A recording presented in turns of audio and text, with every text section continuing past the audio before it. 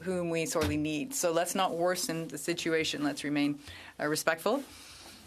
So we're going to be giving our witnesses the floor. Before we do that, you'll recall that I had adjourned the last meeting, but actually it was a form of suspension for technical reasons. I had adjourned. We had gotten to the vote on Mr. Gaudin's motion.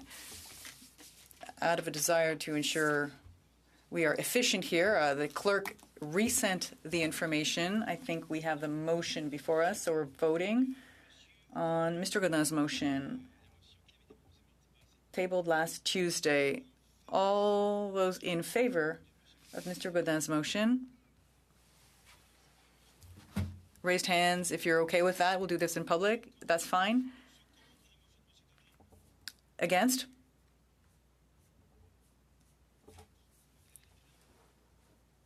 For? What is this? What's the score then? Some people were not paying attention. All right, let's start again. For Mr. Gaudin's motion, please raise your hands. All right. Against Mr. Gaudin's motion, please raise your hands. On screen again, for those of you listening or joining on screen. Yep, great. 6. Il y a M. Iacono qui est à l'écran aussi. OK, donc... Defeated. So we will now move to the heart of our study this morning. I'd like to remind everyone that we are focusing on the continuum of education in the minority language. I'd like to welcome some witnesses that are both here in person and virtually. We'll start with the Fédération des conseils d'éducation du Nouveau-Brunswick, Chantal Ouellette, Administrative Manager, District Education Council.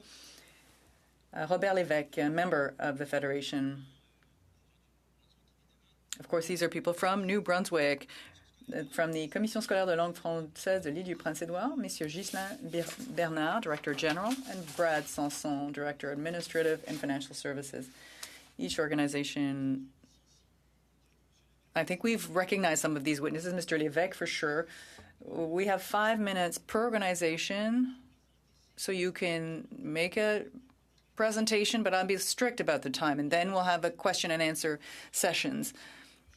So, colleagues, let's start with Madame Ouellette or Mr. Lévesque. I'm not sure who wants to take the floor to start. Madame Ouellette, you have 5 minutes.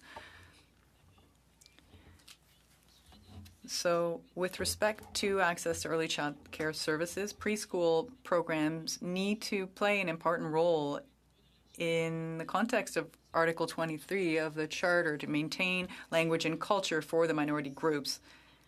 There is a shortage of daycare spots for Francophone children from 0 to 2 specifically, which means that those parents who would be entitled to French school end up sending their kids to English language daycare. So I would ask for more funding to produce more spots in these French language daycare programs. Rural regions that are not served or underserved require further funding so that qualified educational institutions can be in place to better serve Francophone communities in these Anglo-dominant regions. Francization. Preschool programs are essential to any further success. When children end up in these Anglophone schools, then those particular children will need French language support. Early child care support is not sufficient currently. 2 half-days a week per child is not sufficient, so we would ask for an increase in funding to provide more support to help these children achieve the appropriate level of French in order to join their classmates. Census has indicated that over 11,000 children from 0 to 4 are eligible to the minority language instruction spots. There are a number of accredited spots, but there are only 500 17 children that access these spots in 2022. Census indicates that more than 5,000 children who are eligible to French language schooling are not being served by Francophone educational daycare services, 49%, in other words. With respect to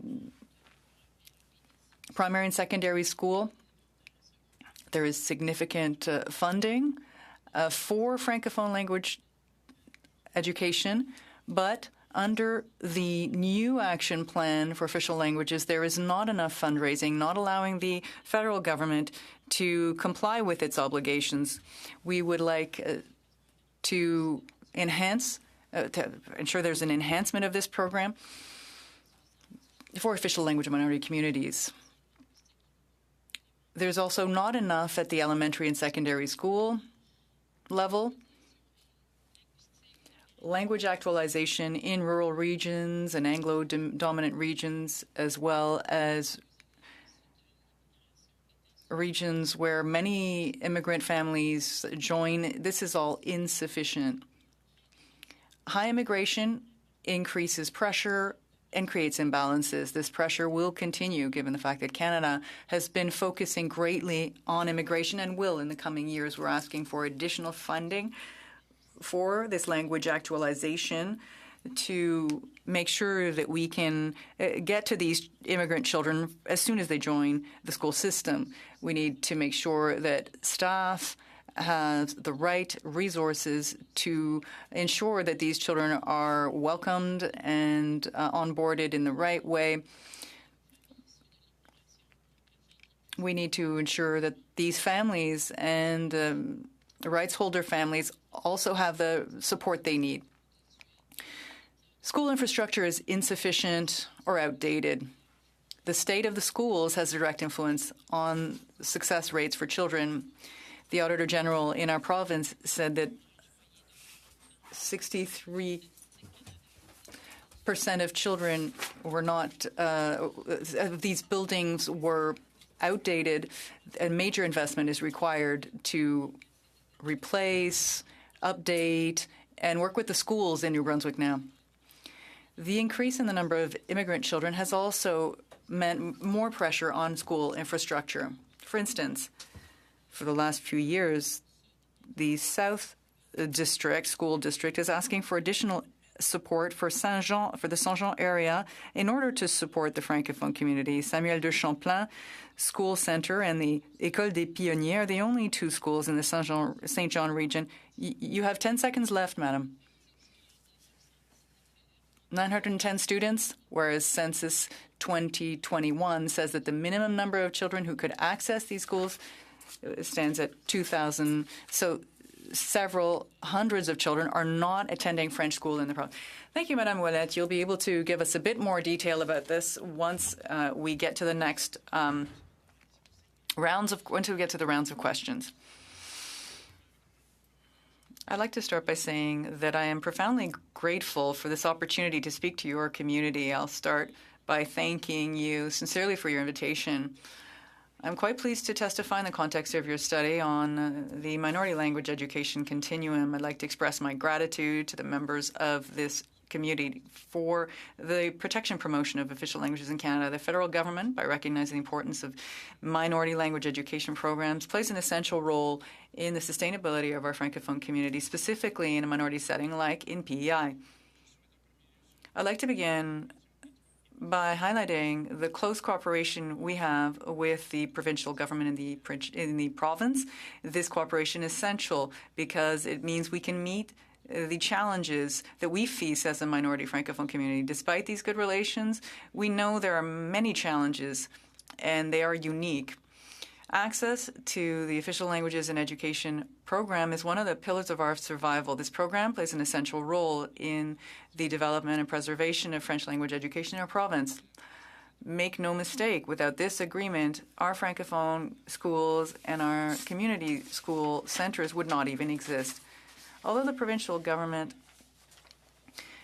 focuses on educational needs to determine, to ensure equality, The OLAP agreement provides an essential framework for achieving equity. Thanks to this agreement, it's possible to adapt policies and resources to meet the specific needs of all students, thus contributing to a more equitable and inclusive educational system. This distinction is essential because equality means offering everyone the same resources, while equity means adjusting these resources to meet the specific needs.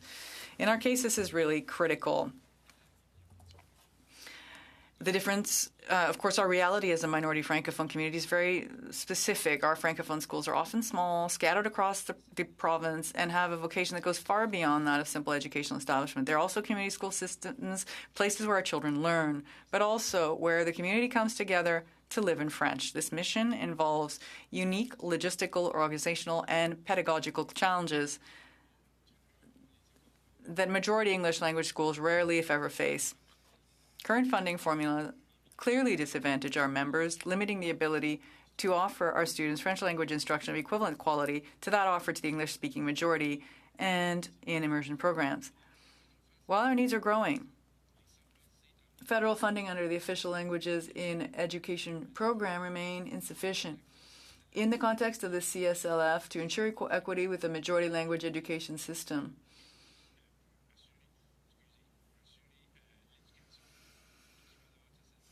to make sure that we have the same level of education as the majority. Meanwhile, the cost of living continues to rise, as does the number of students in our schools. This puts us in a situation where it's becoming increasingly difficult to maintain the standards of a quality Francophone education. Our French-speaking students are often more geographically isolated, which makes it harder to set up adapted programs such as Francization. This dispersion also makes recruiting and retaining teachers more difficult as the talent pool is reduced. So, to aim for simple equality with English language schools is to ignore these realities. We need adapted support, a model that recognizes these challenges allow us to operate on an equal footing, but above all, a fair model. The Section 23 of the Charter of Rights and Freedoms means that a large number of rights holders do not arrive with a perfect command of French. Our teachers must therefore adapt the curriculum to include this Francization work, meaning additional individual requirements. The Francization work must be recognized as it represents an additional burden for teachers and has a direct impact on the quality of the education we offer our students. To ensure that every child receives the support they need to learn French, we need to be able to adjust our ratios and funding criteria according to our specific needs. It's imperative that the funding model reflect this unique reality because only by recognizing these particularities can we offer a quality education to our Francophone students and ensure their academic and cultural success. The dispersal of our Francophone schools across Prince Edward Island adds a further layer of complexity to organization. This logistical challenge weighs heavily on our ability to recruit not only students but also qualified teachers. The distance between homes and schools often makes it difficult for some families to access the French language education. For some students, bus journeys can be long and demanding and are a massive obstacle. I know you have further things to say, but you can rest assured that you will have plenty of time to add any further information in the context of these question and answer sessions we're going to be holding. Let's start with each political party has 6 minutes. Let's start with Franco-Albertan. Mr. Dalton, you have the floor for 6 minutes. Thank you very much. Thank you to the witnesses for all this information that you have shared with us. I've taken a look at the budget, and so my question is for Prince Edward Island. And I see that the budget has increased significantly up until 2013, and since then it has been stable. So according to the information we have, in 2022, you received from Heritage Canada $12 million, but this has remained unchanged since 2008. Is my information accurate? Or has this been causing increasing problems? This $12 million is probably spread over 4 years and not per year. Okay.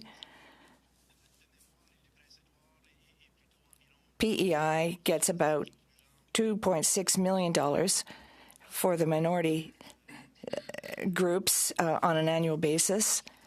The increase was about $200,000 last year. As far as stability is concerned, our primary concern goes back to the fact that each province has a different formula. The fact that we have a staffing formula, well, in some jurisdictions, their francophone sector is considered within this budget. Others are considered outside of the OLEP. But this doesn't occur in PEI. In our agreement, we're financing basic services, what we would consider basic services, rightly or wrongly. That's our situation. We use the funding. In a way that's a little bit different from the way we would like to do things. The funding that's there is really linked to existing resources that have been there for years, and it's difficult to change the way that these funds are used, because if we did, we would be losing classroom resources. For instance, when we talk about, I know that within the agreement, there's talk of retaining students, but retaining students in PEI means that you have to have a teacher present in the classroom financed through the funding so that we can offer a fourth year, for example, fourth grade. What percentage of your budget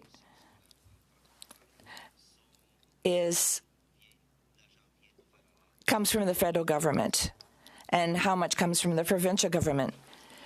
The vast majority of our funding comes from the province. So we have infrastructure, and I'm talking about the school side here, that we have most of the infrastructure we have comes from the provincial government.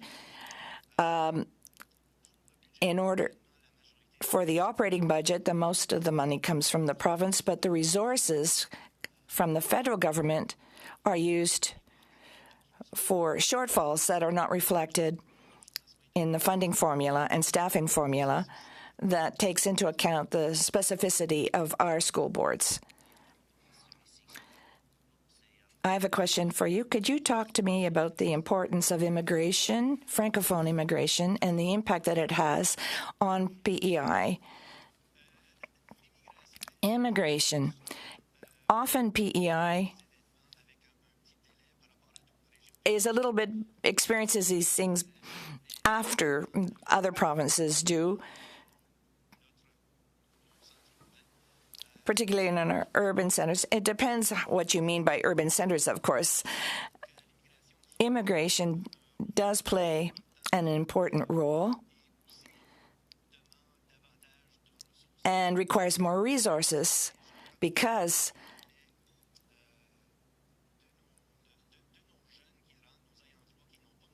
our rights holders don't necessarily have acquired the language, and there are some immigrants who aren't completely fluent in the language, and despite the fact that they're in a francophone system, they need support in both English in order to get enough credits to graduate. Thank you very much. And for New Brunswick, we see that the percentage of students who attend French schools is going up. So congratulations. Could you explain why? In 20 seconds. Most of this comes from immigration. And you talked about schools. Thank you very much. You have only a few seconds remaining. I'm convinced you will have a second round. Second 6-minute round comes Mr. Sanson. You have the floor. Thank you to our guests, because this study is extremely important, and we appreciate your presence and to educate us and educate the people who are sitting here around the table. I have experienced these problems, but at one point the minister said, "You get money from Heritage Canada, the provincial funding for education." It's not dealt with in the same fashion. There's part that comes from Heritage Canada, but there are problems that need to be resolved by additional federal funding. I don't want to go too far on this, but I must say, for the first time, we're talking about preschool and post-secondary education, which will open the door to more funding. So please. Second thing, I don't know if you're aware of this. If you need property in order to build a school, and if the province says there isn't any room, there's room for English schools but not French schools, now changes were made now so that you are entitled to this property. Were you aware of this? No. New Brunswick, were you aware of the changements that were made to the Act? No, I wasn't aware of this.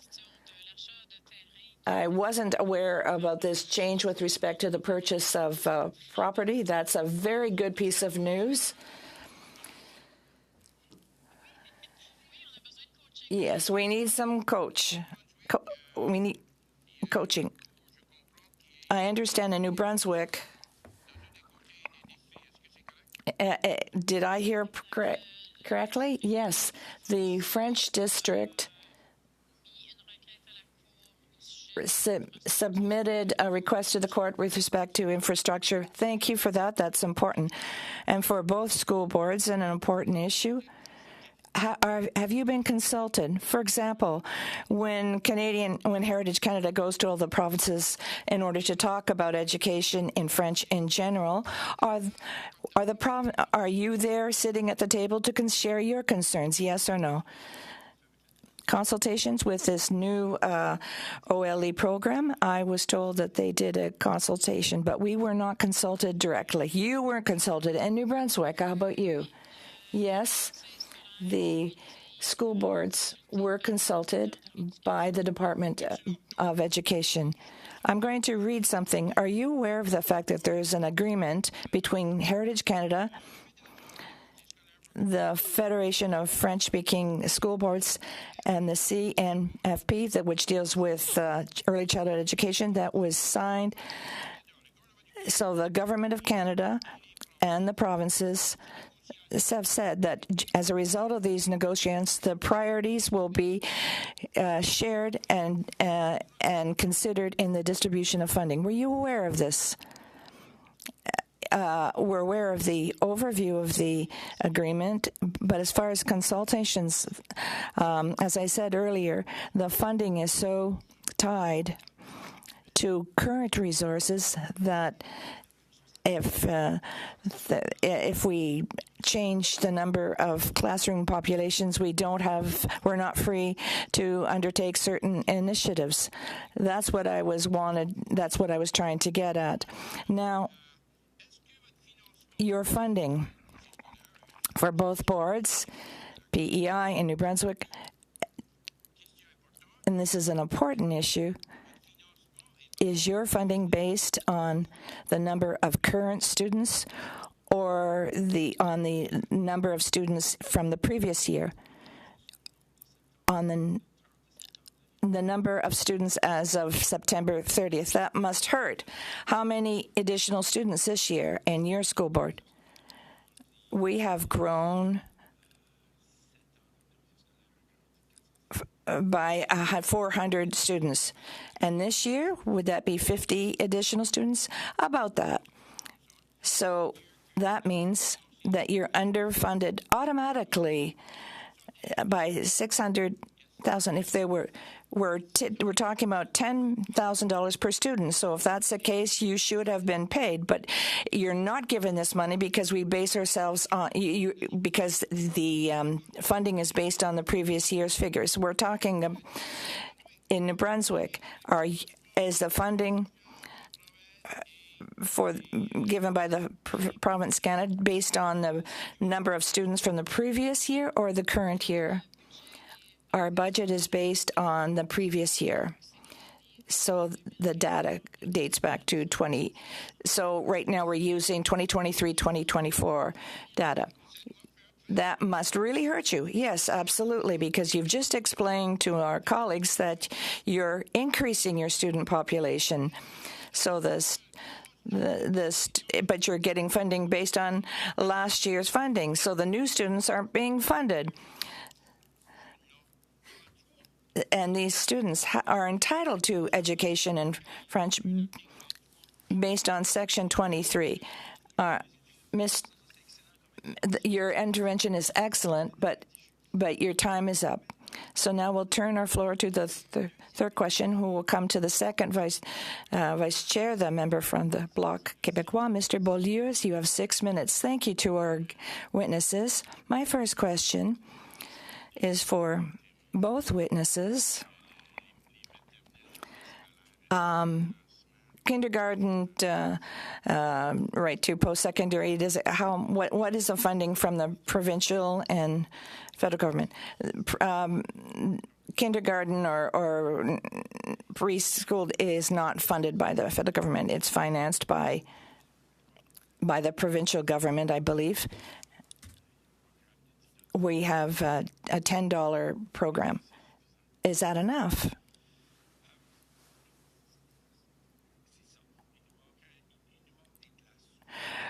There are not enough spots for Francophones. The daycare centers for French students are always full. What we're missing also in PEI,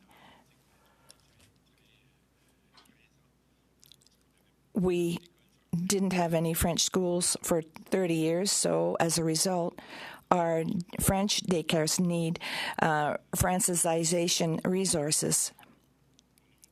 And New Brunswick, do you have any data on that? In New Brunswick, the early childhood services come under the Ministry of Environment since 2011. So there's money set aside for preschool in the budget. And as my colleague from PEI mentioned, the Canada NB agreement finances preschool services. We have about half of the children who should be able to benefit from preschool services in French don't have designated spots in the $10 daycare centers.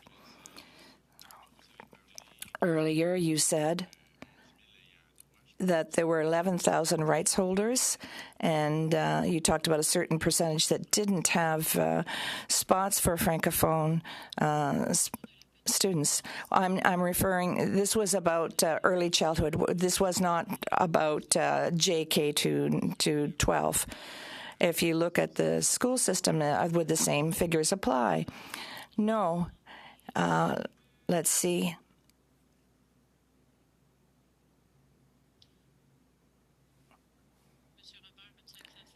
Do you have those figures, Mr. Bernard? 49,010 students are eligible for French schooling in New Brunswick, and as of September, during the census in 2021, we had 29,000 students. So there are 19,000 students who are not attending the Francophone educational system, but they are, in fact, rights holders. In your opinion, why don't they attend these schools? Are they located too far away? Yes, the data was shared with Statistic Canada. We looked at the proximity of the schools. It's clear that the proximity, there are no, especially in rural areas, there's a problem. The schools are far away, so the parents decide to change to send their children to English school. Are their parents find it very difficult to work in French? And so they decide to have their children attend French schools. We know that there's been immigration from Francophone countries, and they choose to send their children to Anglophone schools because they're under the impression that if they send them to the French schools, they won't become bilingual. And that was their whole point in coming to New Brunswick, because we are a bilingual province, and yet English, you learn it very easily in New Brunswick, so there should be no fears as far as that's concerned, but the parents do make that decision, particularly if they live in a region where where not much French is spoken, in Anglo-dominant areas that you alluded to. That's correct. You also said that the support programs for these language support programs is insufficient, or the money coming from the provinces at any rate is inadequate. Do you feel that you're going to be able to, are you going to be able to do enough to thwart assimilation? Difficult question. Unfortunately, no. Well, it's a realistic response. Exactly. With the means that we have and the budget restrictions, we hope, we continue to hope, however, in PEI, the community centers are funded by the provincial government. The building costs are shared. The operating costs come from the province. I believe my time is up. Thank you, Mr. Beaulieu, and thank you to the witness. One final question for the 6-minute round. This is for the NDP. Miss Nikki Ashton, who has been a Francophile for a long time, ever since I was 5. So, yes, it goes back a way. Thank you to our witnesses today. I'd like to start with a question for early childhood education. Thank you, Ms. Willett, for describing your reality. And I wanted to ask you a question about the challenge of infrastructure. You all talked about this, for that matter. You said that you don't have enough spots in the daycares. So we understand this is a challenge that we have to deal with. The federal government has to deal with this. You also talked about the scarcity of in the workforce. There's a waiting list for daycare for my twins in Manitoba. I wanted to put them in French-speaking daycare centers. I never got on the list because even if there was space, there were not enough people to work there. To have French-speaking educators to work in these centers. So this whole issue of workforce scarcity, this is something that has to be acknowledged. Ms. Willett, is there a scarcity in the French-speaking daycares in New Brunswick? Yes. Yes, the same thing applies in New Brunswick, on the French and English side, to be frank, but more markedly so on the French side. I know some school districts have taken to recruiting abroad directly so they can have staff to come and work in their early child care centers. And then those people have to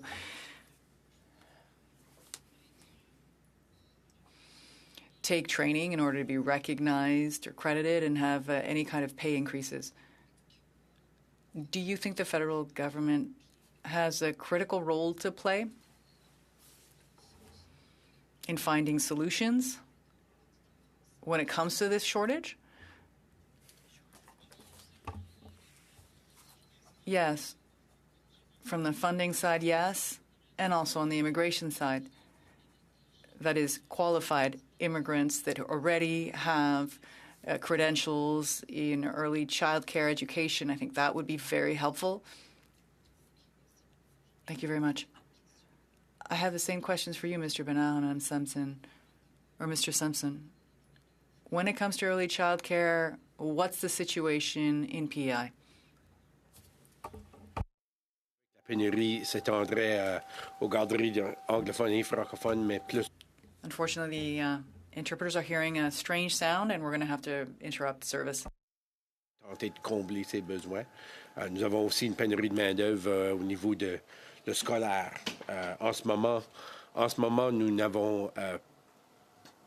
n'avons aucun suppléant enseignant certifié qui attend pour un contrat. Nos suppléants certifiés sont des enseignants à la retraite et nos autres suppléants, c'est des non-certifiés. Ça fait c'est juste un instant, M. Bernard. Un instant, j'arrête l'horloge, Mme Ashton. Apparemment que la traduction n'entre pas dans les oreillettes. Il faut parler, OK. Je vais parler.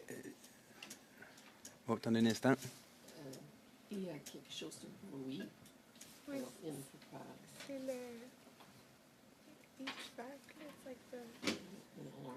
J'ai arrêté l'horloge, Madame Ashton. Il vous reste encore 2 minutes 20 secondes. Okay, we're good to go. C'est bon? Ouais. OK. Excusez-moi, M. Bernard, Mme Ashton, vous pouvez reprendre. Go ahead. So, similarly to Mme Ouellette in New Brunswick, we have the same challenges. Actually, I think what you're saying is the same as what people are experiencing in Manitoba. My kids are in grade 2, same problem. We have one qualified teacher who is retired, actually, who can't seem to get away from school because she knows there's no one else. And we thank her for her dedication, but frankly, that's not how things should work.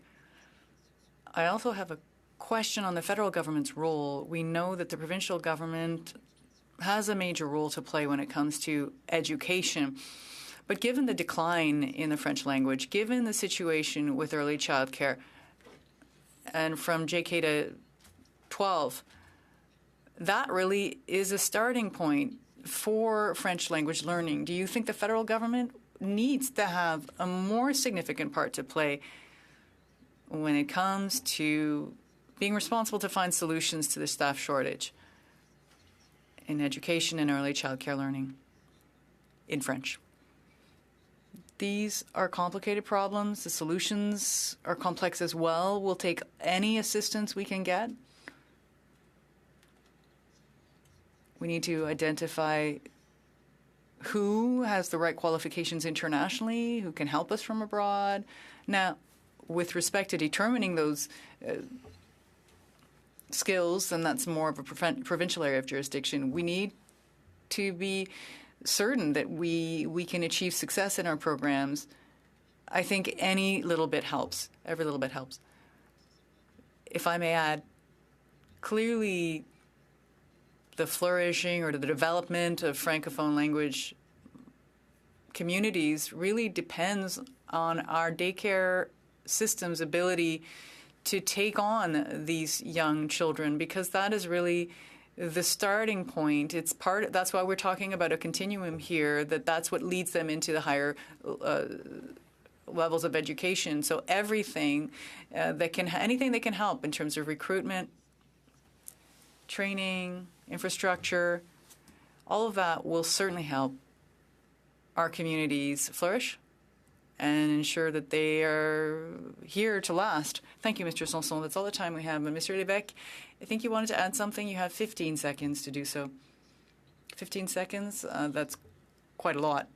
That's very little. But our federation has done a study on this, on the shortage of staff, and there really has been a drop in people that have degrees from our university in Moncton. There were 170 graduates and 178 the following year, 150, 172. But since 2018, this is how many graduates we have in education. 33 in 2018, 30, and then 40, 46, 57. So there's been a drastic drop in the number of teachers and even in the interest that young people have in going into the field of education. That's worrisome. I wanted to mention that there are fewer people who are interested in this profession. I'll add that when I came back to Ottawa for the resumption of Parliament, I saw that 25% of teachers who have fewer than 5 years of experience were quitting. I think that's something we need to remember. Before they even reach 5 years of experience, 25% are dropping out of the teaching field. Now, we've gotten to the end of our 5-minute round. Now we have a proud bilingual MP from Cornwall, Madame Gladu. Thank you, Mr. Chair, and welcome to all our witnesses. It's really interesting to hear about this situation. My mother is from PEI, was born in PEI. My father is from New Brunswick. First question for Mr. Bernard. You say that there needs to be a change in the formula. What change would you like to see happen? That's a question for Mr. Sanson, actually. Yes. If you're okay with it, I'll take over the floor. So the current situation that we're in was established for staffing. That is, was established back in a time when there was a French school in PEI. There was one major school, and the formula worked. But given the Arsenault-Cameron decision, there were an additional 4 French language schools. But now, from the JK to grade 12 schools, based on the formula, sometimes it's a matter of interpretation also. And all this means that it's actually quite harmful to us. If you look at early child care or primary school or smaller schools that have less than 200 students, they can only receive one additional teacher. But that could be a 7, 8, 9 Anglophone school or JK to 12 on the Francophone side.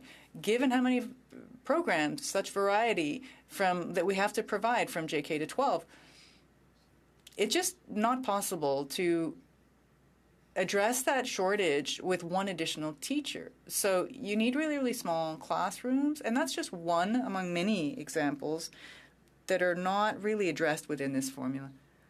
Madame Gladu, I just want to stop the clock. I did this last Tuesday. We are not in your position. There's provincial areas of diction, because now we're taking notes. Can you specify what you're referring to exactly? And I'll Yes, absolutely. Second question for Madame Ouellette. Given the cost of living, inflation,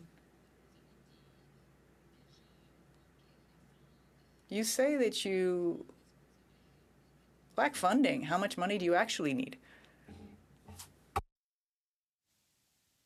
Je n'ai pas ces chiffres. I don't actually have those figures, but I can certainly provide you them later, at a later date. Yes, that would be a good idea.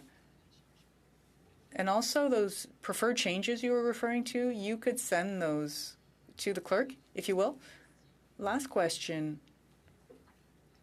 What does the federal government need to do to support you? Let's start with Mr. Bernard. We would like to be stakeholders within these negotiations. These negotiations take place with the provincial governments, but we're not at the table. We would like to be. So we can be part of those negotiations and really speak of our priorities from a first-person perspective. The other idea would be to take stock of what's required in order to have French language schools that are fair, that there's equity between the French and English schools. For instance, equity or fairness means the time it takes for a child to get to school. You know, when an Anglophone child can get to school in 20 minutes and a Francophone child needs to spend an hour and a half on the bus, it's a disadvantage to attend school in French and PEI. That shouldn't be the case, we don't think.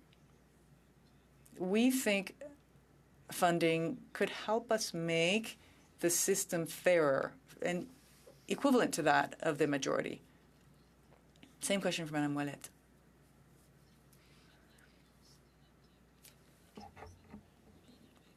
Actually, the same applies to New Brunswick. I have nothing further to add, unless Mr. Lévesque has anything to add.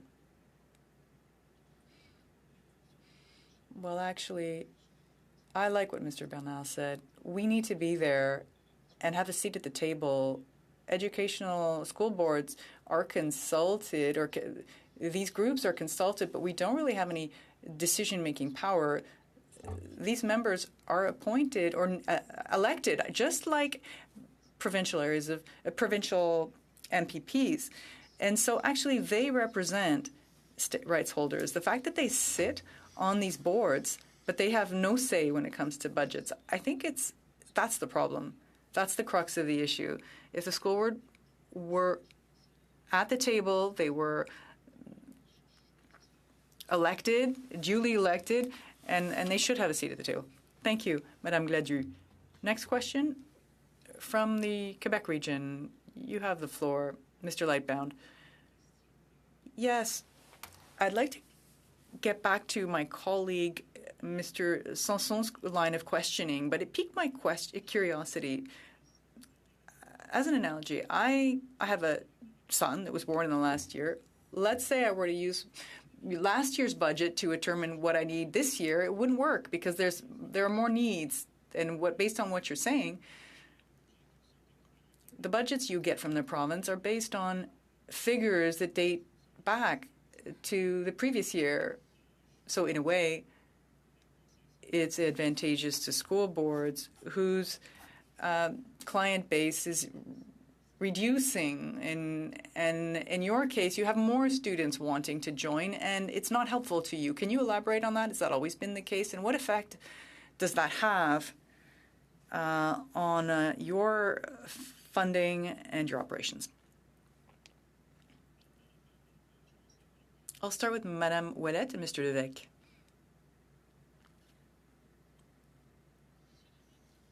Mr. Lévesque? First off, I like what you've both mentioned, that it's always based on a prior year list. So there's always a financial shortfall every year, year over year. I would mention this.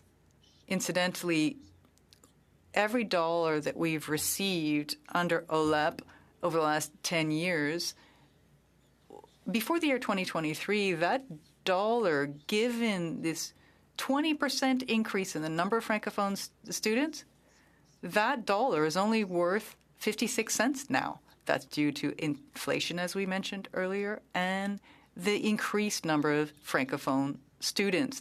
So that buying power is down to 56 cents a dollar. In 2023-24, yes, there have been increases. That's appreciated. But again, it's still not it's too little too late, because now we're only talking about 57 cents given how many students we have and inflation. And we all know what that means. We all experience inflation. So 67 cents versus the buying power from 10 years ago on a dollar. So based on the figures we're looking at, you should look at the original value of those dollars that were invested in initially in those programs. Now, when it comes to investments, is this even on the provincial government's radar in New Brunswick? Do you think do you perceive this as an injustice? I'll turn the floor to Madame Chantal as to whether she's been in contact with anyone on that. In New Brunswick, in the last few years, since 2021, there's been an increase in the number of Francophone students. Prior to that, there was a decrease in the number of students. So the reality is shifted, and we are still adjusting. What I can say to you is this. From a budgetary standpoint, the government provides, shall we call them adjustments during the year when school boards have gotten to such a breaking point that they have to go and beg for money from the department so as not to end up in a deficit at the end of the year. Thank you very much. I'll shift gears, but Madame Ouellette, you were referring to 5,900 or 5,400 some young people who don't have access to French language daycare, 49% of these rights holders. What happens to these kids? Do you have any stats? How many of them end up going to primary school in French? How many of them will actually end up just going to school in English if they were in English language daycare? We do not have any specific data on that front, but the figure you're looking for is 5,454 children who were eligible to receive French language education in 2021. What we know is that once these children start in an English language setting, they keep going in English, and this is what explains that shortfall of 11,000 some students in the Francophone system. Mr. Lévesque, I don't have much time left. Would you say that reduction in the number of education grads, would you say that that's a big problem for your network? Yes, because a lot has been said about infrastructure, that there need to be investments in there. Absolutely. But the major issue for child learning is having qualified teachers. That's really the very heart and soul of a school, to have competent and qualified staff. And in that regard,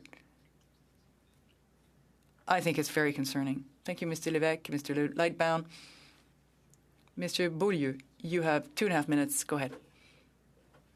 Yes, my first question earlier, Mr. Bernard and Mr. Sanson, I'm not sure which of you answered this, but you were referring of right to reparations, the fact that over the last 30 years there was no school at all. I mean, can you tell us more about that? To what extent have provincial governments or successive governments recognized this?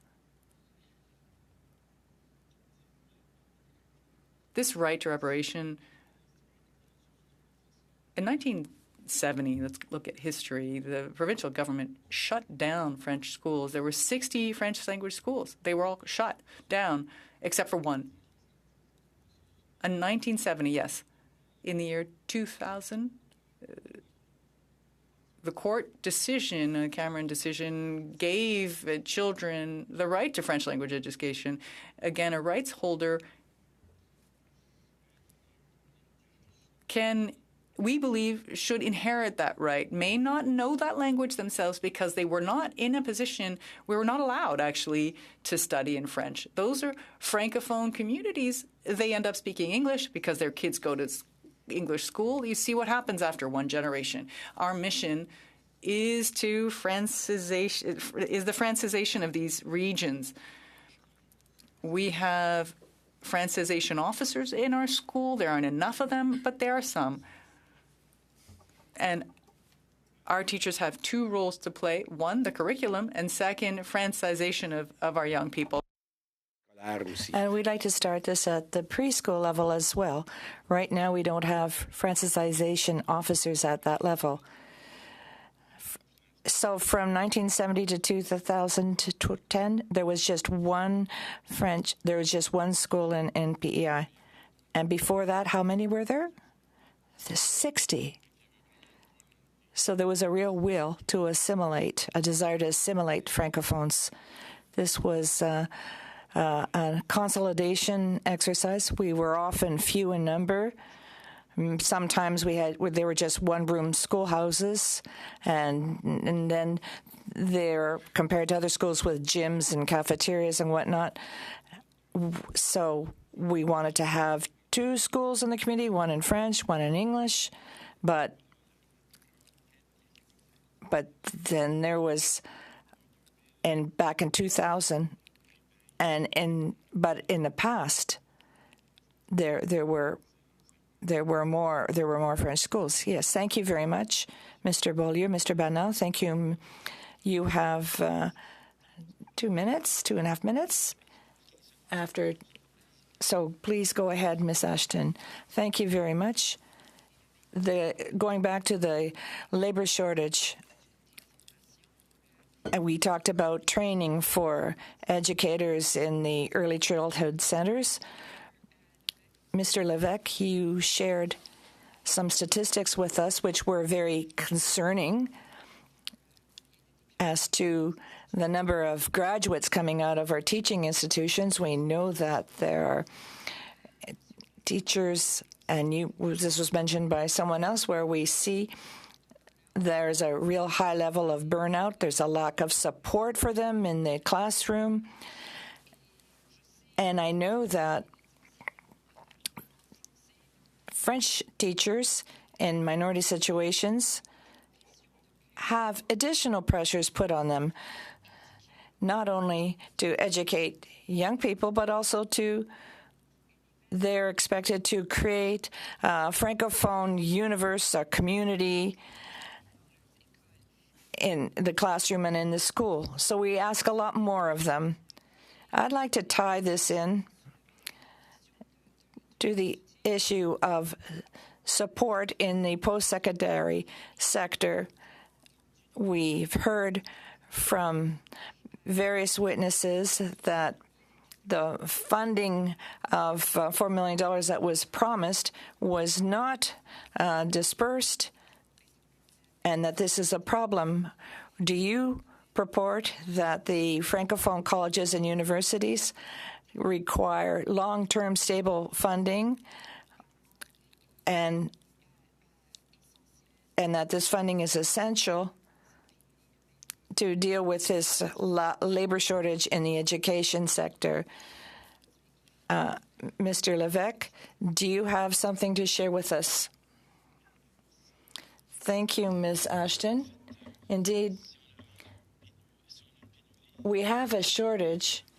We have a recruiting problem because there are fewer admissions, fewer applications in the education faculties. Why a lack of interest? Research has shown that 41% of the students, we consulted with Francophone students in the provinces, 41% said, I don't have the patience to be a teacher, and I don't have the patience to deal with behavior problems. The second reason was education doesn't interest them. We know that it takes up too much time. We know that teachers have to work weekends and evenings correcting.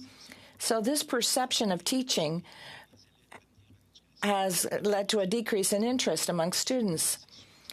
Obviously, when we work in a field, we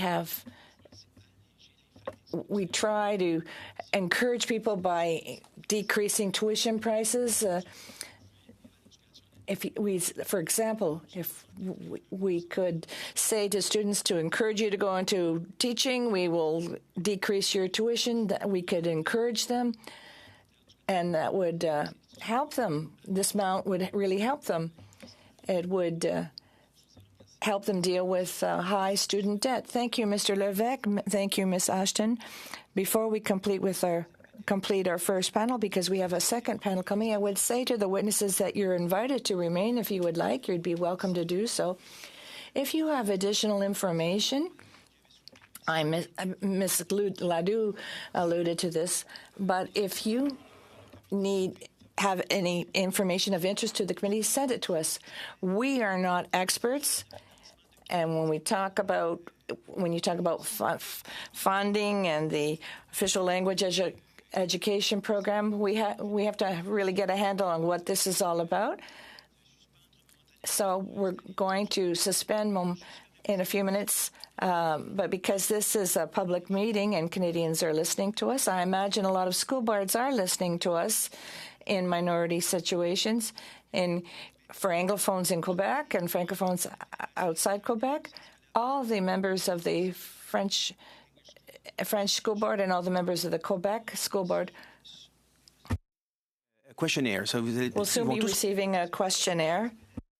The school boards, all members of national organizations that I've named, the Federation of Francophone School Boards, the English School Boards, all of their members will be receiving a questionnaire which is tied to this study.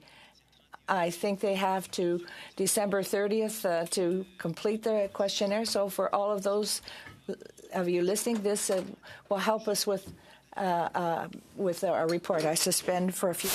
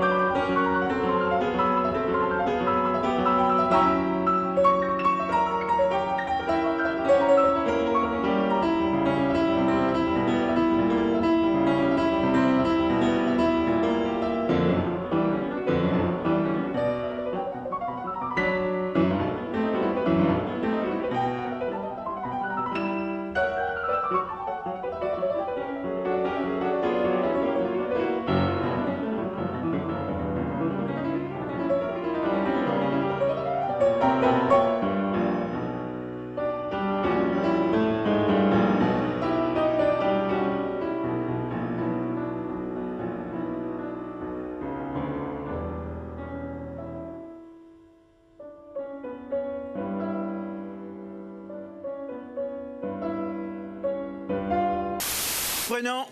We'll resume. Welcome to this second hour, second panel of the Official Languages Committee, meeting number 114. So we would like to welcome, as part of our study on the minority language education continuum, we have from the Northwest Territory School Board, we have Mr. Jean de Dieu Touchimi. Please tell me how to pronounce your name, because I don't want to massacre your name. How do you pronounce your name? Tushim? Touchimi. Thank you. We normally give witnesses 5 minutes to make your presentation, and then there will be a question period. So please go ahead. You have 5 minutes. Thank you, Mr. Chair and members of the committee. I'd like to thank you for providing me with this opportunity to appear before you today.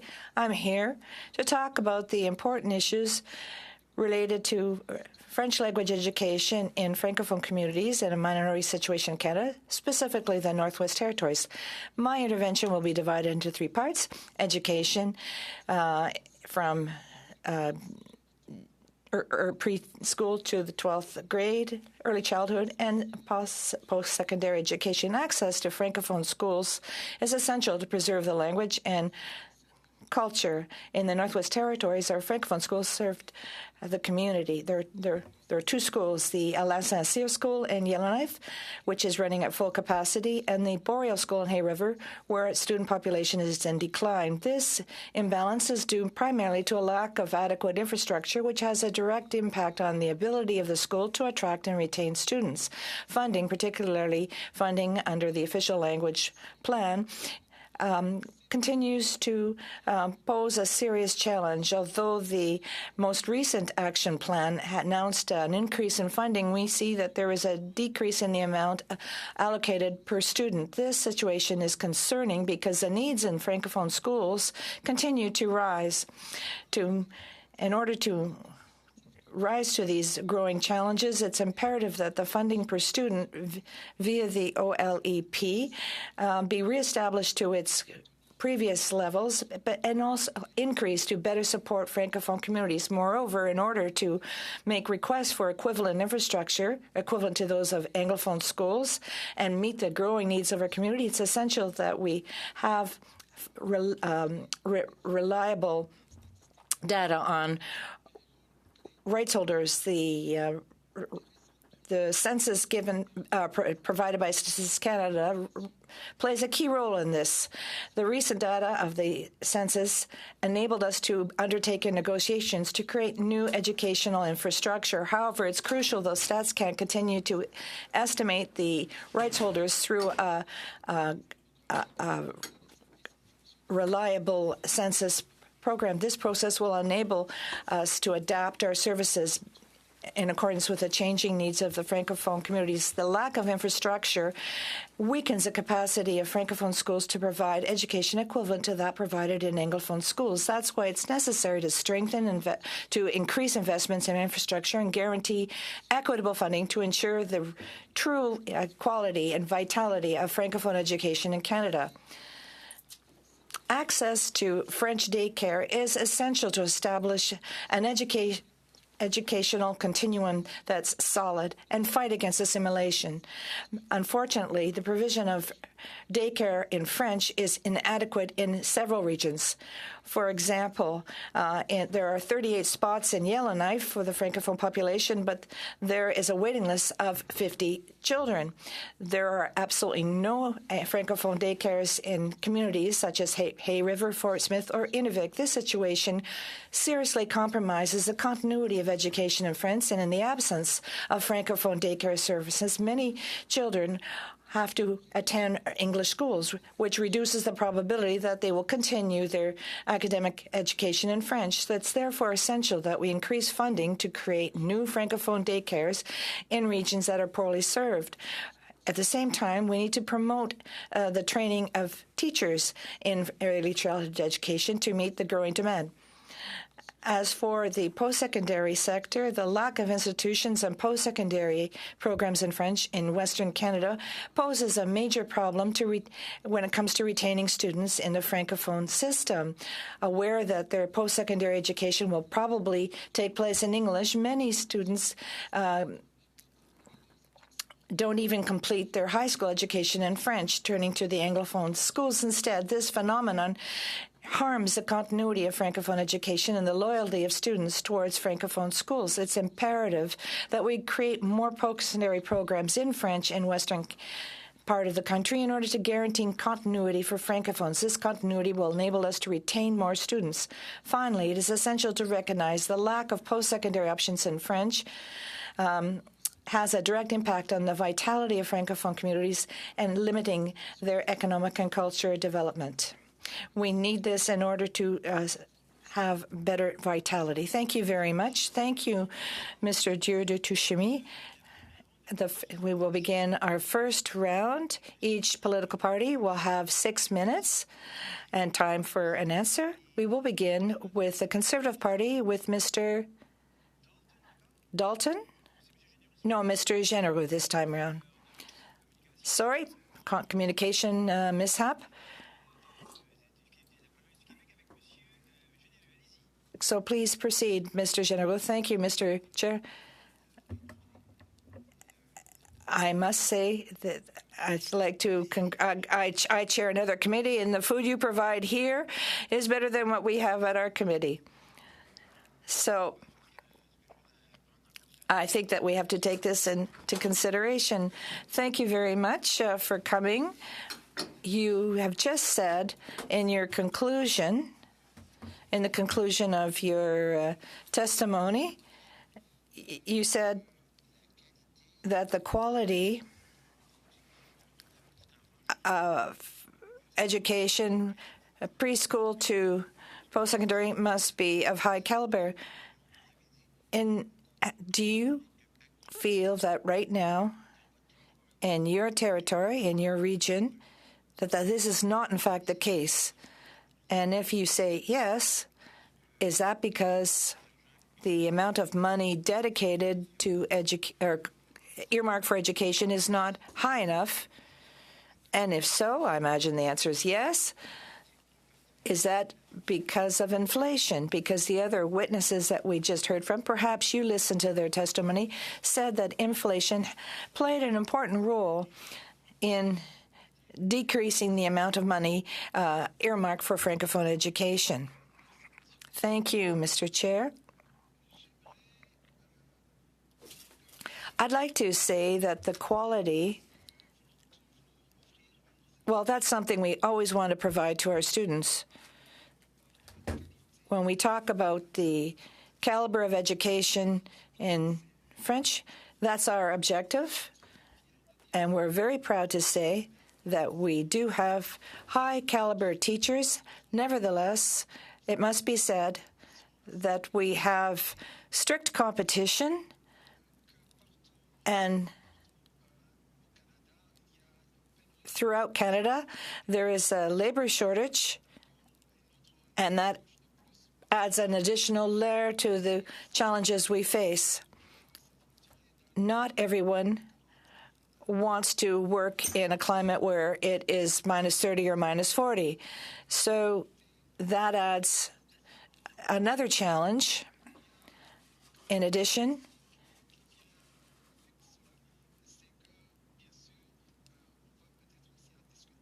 we could discuss this, of course. The daycares and daycare centers, and a lot of people want to have daycare spots for their families, and this is a huge challenge for us. So the challenge in terms of quality, I would say, yes, we have a huge challenge in recruiting teachers, but up until now, we've had enough teachers, but the challenge lies in the fact that we have funding issues. There is a shortfall with respect to the per-child funding. J'ai vu que votre région était une des plus... I saw that our region has seen the highest increase of new francophones in the country. Is that accurate? I think you might have confused our numbers with Yukon, because the Northwest Territories have seen a decrease, actually, in number. The population in general. But there have been more French speakers. That's true. There's been an increase because now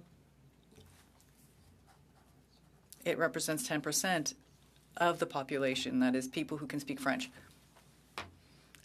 And census has shown that rights holders, I mean, there are many of them, and we're talking about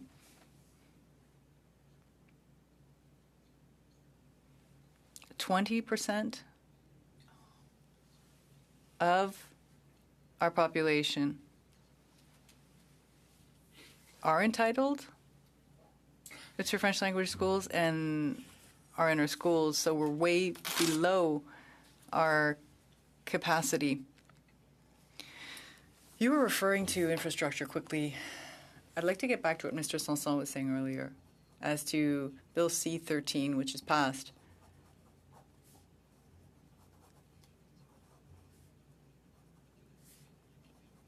This new act means that school boards can apply to have access to land for their school boards.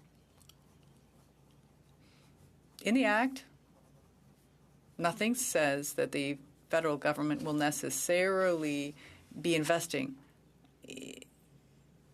to get these lands. I know my colleague, Mr. Sanson, is extremely enthusiastic.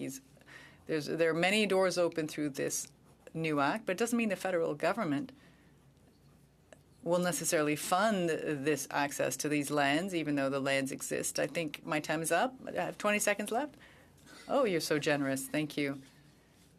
I thank you, and I hope one day I'll be able to go back into your region. I did actually travel to the Northwest Territories with the Official Languages Committee, actually, and we were well received. You know, I actually think I gave you a few seconds just because you complimented me. Next round of questions, 6 minutes.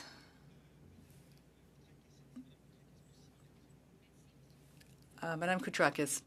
Thank you, Mr. Chair, and thank you for Your testimony, Mr. Tushimi, I hope I've pronounced that correctly. I'd like to give you an opportunity to share your views on the challenges you have in your region. And this is my question. What are your main concerns with respect to French language education at the elementary and secondary level? You say that there's been an increase in French speakers in your province, in your territory, rather. What are the main concerns you have? Thank you for your question. The first concern really is infrastructure. We need our infrastructure to meet our needs.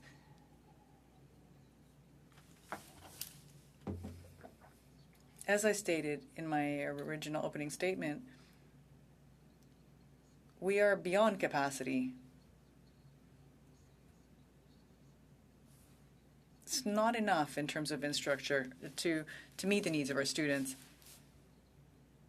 We actually have another school where there's less capacity, but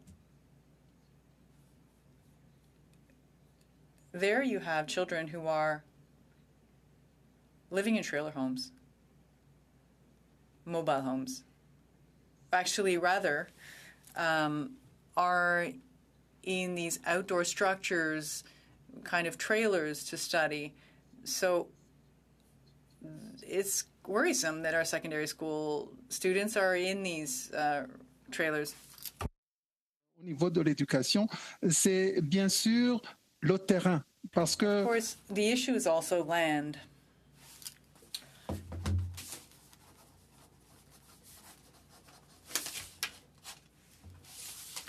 We actually don't have land to expand our footprint. You're looking at schools that are already at full capacity. And the third thing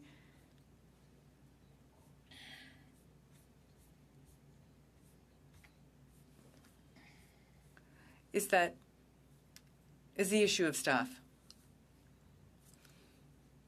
Although you didn't ask me about early child care, but that's actually the original pool. The fact that we do not have French language daycare means that we really lose a lot of children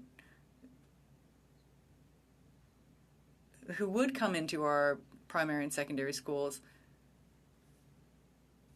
So you lose all of these children to the majority language schools, and that's not helpful. So, in short,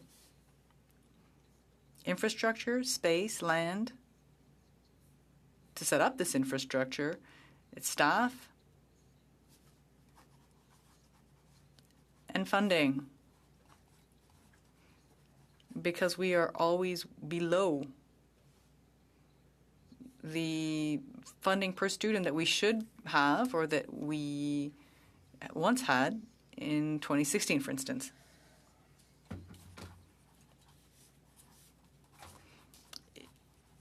Is this territorial funding or federal?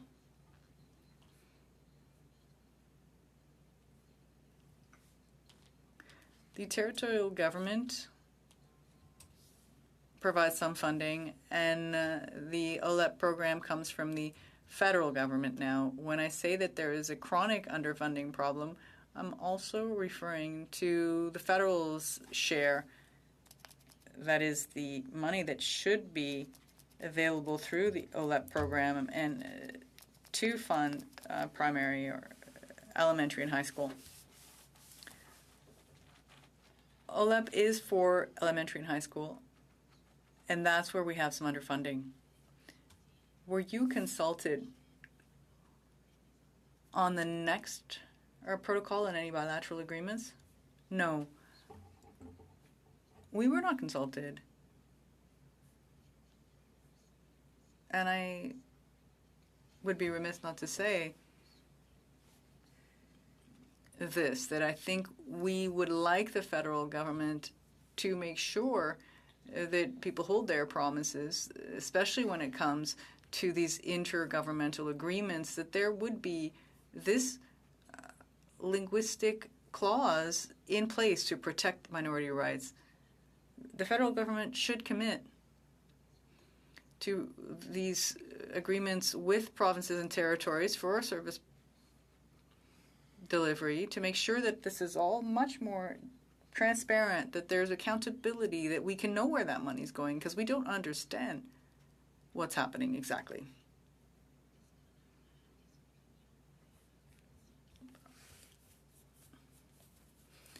Do parents have any recommendations or opinions on preschool or early child care?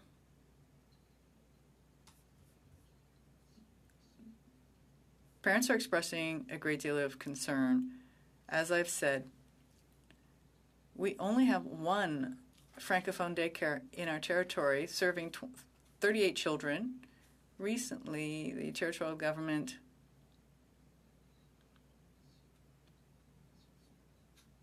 sent out a proposal to all school boards to open daycares.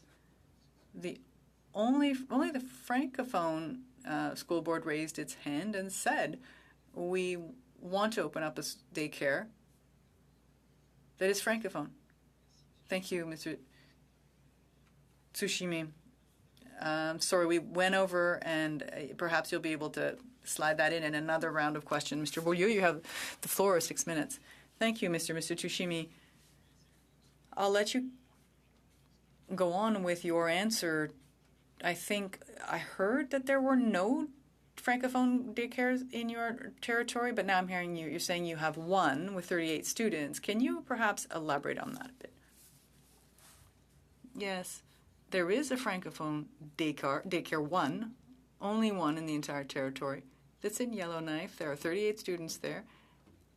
And there's a wait list always, which means that there are many people that do not have access to these services, and we lose so many of these rights holders, these children who will end up in English language daycare. Therefore, they will end up in majority language schools.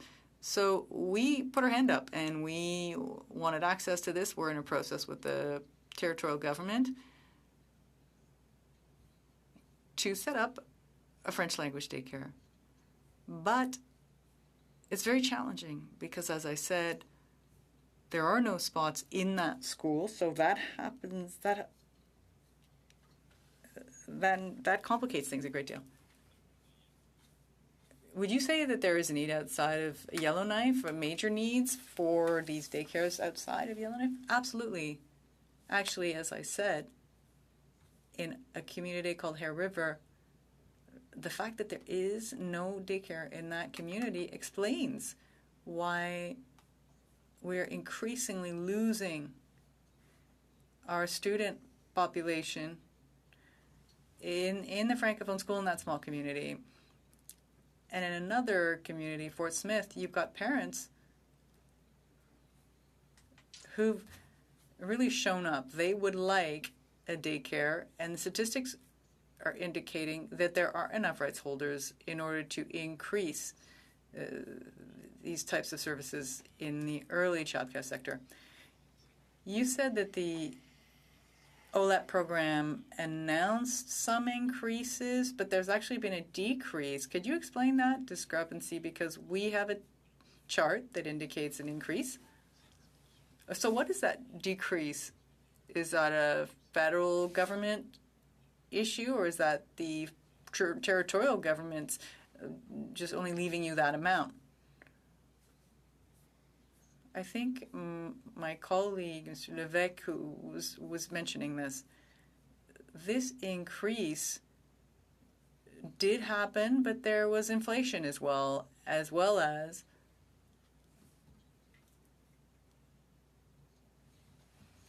a number of other crises, meaning, sure, there was an increase, but we were already in a deficit because every dollar we received, based on the study,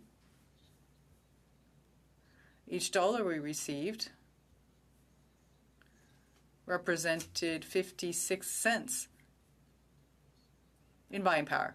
And now, with the increase in indexation, that's 12% indexation, it means 67 cents per dollar that we receive. So there's still this shortfall. So there was an increase, but it wasn't sufficient. It couldn't really counter those increases you're referring to, those other increases. Yeah, correct. Okay, very well. A lot has been said about Francophone immigration. Are there Francophone immigrants in the Northwest Territories that are increasing the number of students in your schools? Yes, there is high Francophone immigration, and that explains why one of our schools, the one in Yellowknife, actually in the capital, is beyond capacity, largely due to immigration. That's certainly something that we see. It means that the community is quite active. There's a Francophone mobility program. That means there are many Francophone workers who come to the Northwest Territories.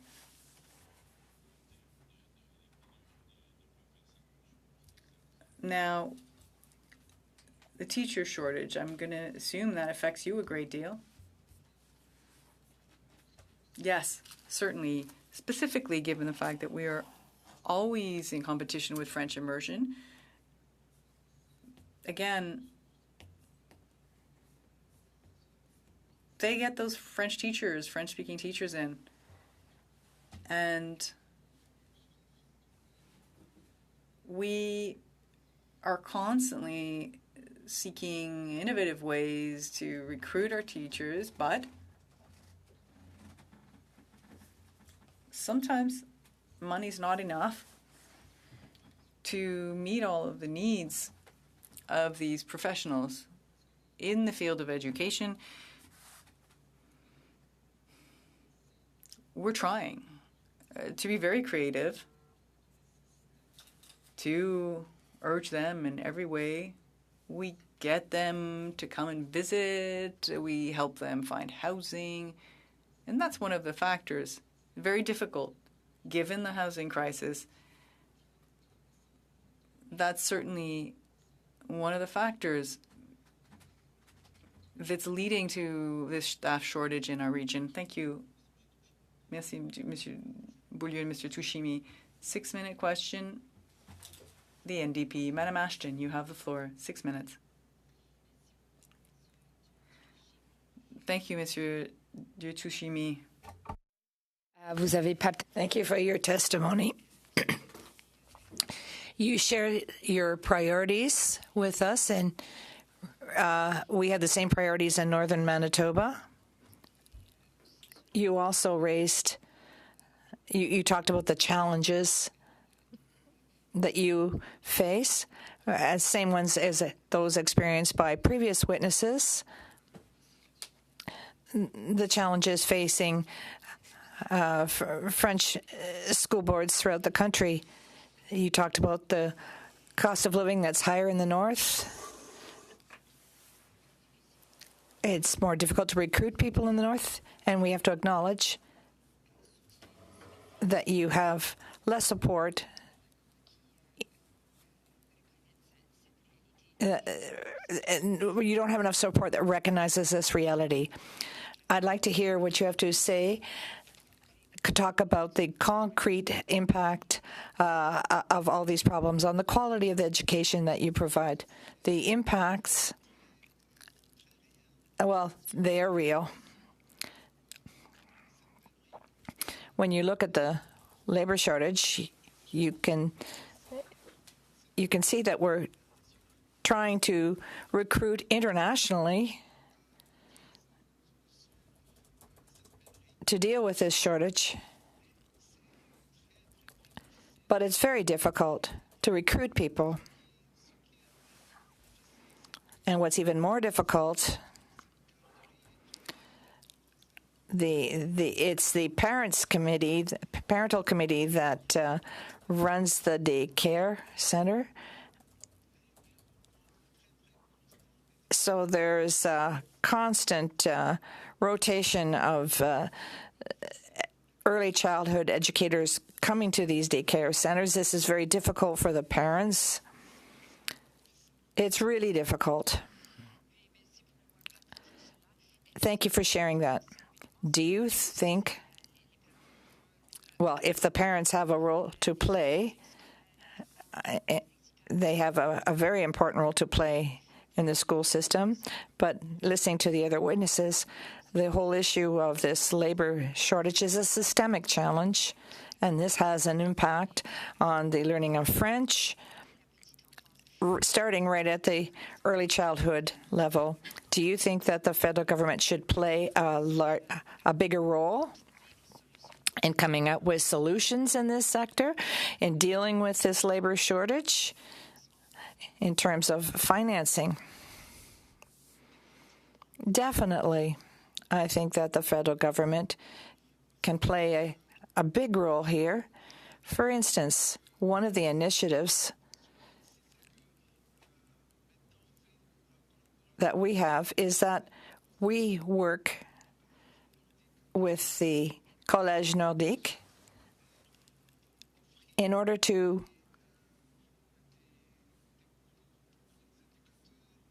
we offer to pay some of the costs and training for educators. Of course, these colleges or institutions need to be funded, and we also have to value the work done by teachers. I don't know what the situation is in other provinces, but I do know that here the salary does not match the type of work that's demanded of these teachers. So I think that the funding should be targeted. And as I was saying earlier, these amounts given through the agreements should be tied to should be linked to the linguistic clauses. You have raised some important issues. I'd like to go back to the whole issue of post-secondary funding. We've heard from various Francophone colleges and institutions that there is a lack of funding, and that the funding that was promised did not come through, and that this has had a negative impact. Would you support this request for long-term stable core funding? Would it be important to come up with a solution and to help you with the challenges that you face? Indeed, I think that funding the post-secondary sector, institutions in minority situations,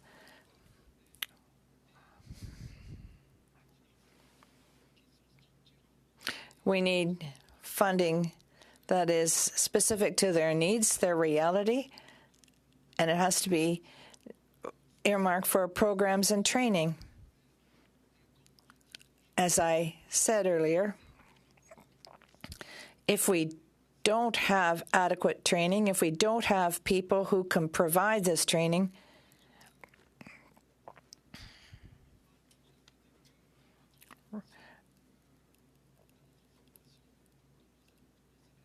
this has an impact on the training provided to our children. Thank you, Mr. Touchemi. Thank you, Ms. Ashton. Thank you very much for joining us, because